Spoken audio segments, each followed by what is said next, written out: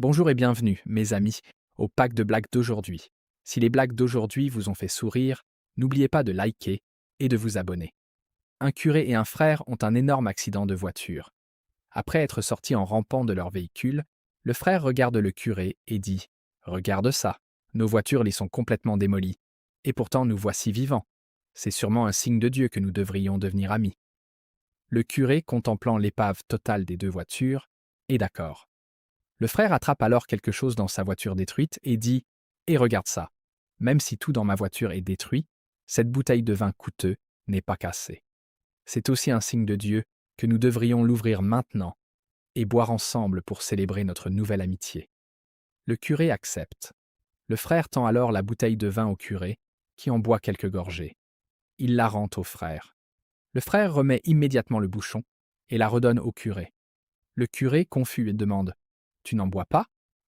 Le frère dit alors « Tu sais, je crois que je vais attendre l'arrivée de la police. » Après un long séjour en prison, Catherine a réussi à décrocher un emploi dans une pâtisserie.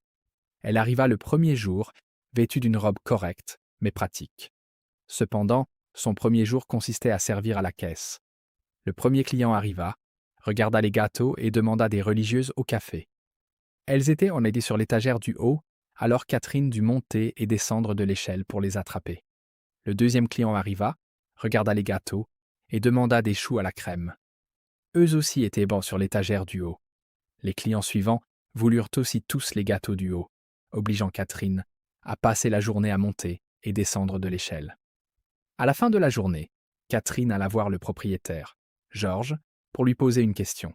« Dis donc, je peux te demander pourquoi tous les gâteaux les plus demandés sont sur l'étagère du haut ?» Georges la regarda de la tête aux pieds.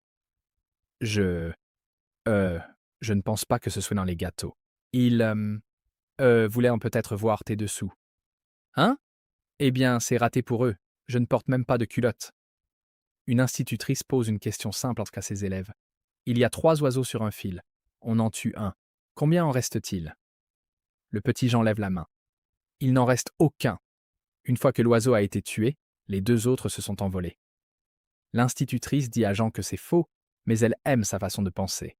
Jean demande alors « Puis-je vous poser une question à mon tour, maîtresse ?» Elle aime son esprit curieux et l'y autorise. Jean continue. 3 femmes sortent d'un glacier, chacune avec une glace.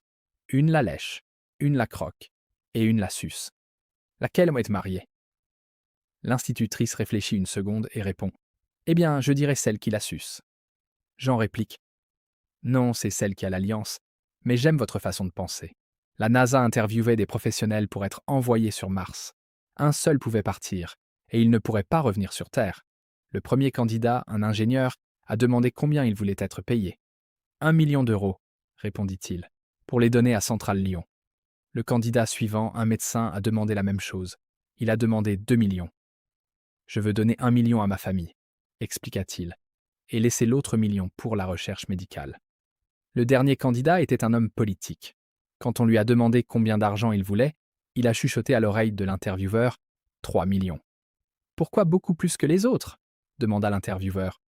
L'homme politique répondit « Si vous me donnez 3 millions, je vous en donne 1, j'en garde 1, et nous enverrons l'ingénieur. » Un mathématicien passe un entretien pour un poste prestigieux.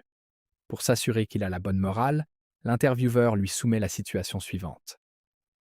Vous êtes en retard pour une réunion quand vous tombez sur une maison en feu, une bouche d'incendie et un tuyau d'arrosage posé en travers de la rue. Que faites-vous ? Le mathématicien répond. La vie des gens est plus importante que la réunion. Je visse le tuyau à la bouche d'incendie et j'éteins le feu avant d'aller au bureau.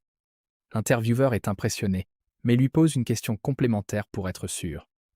Vous êtes en retard pour une réunion quand vous passez devant un tuyau d'incendie relié à une bouche, à côté d'une maison parfaitement saine. Que faites-vous ? Le mathématicien réfléchit un instant, puis répond. Je dévisse le tuyau, je le porte de l'autre côté de la rue et je mets le feu à la maison. Comme ça, je le ramène à un problème que j'ai déjà résolu.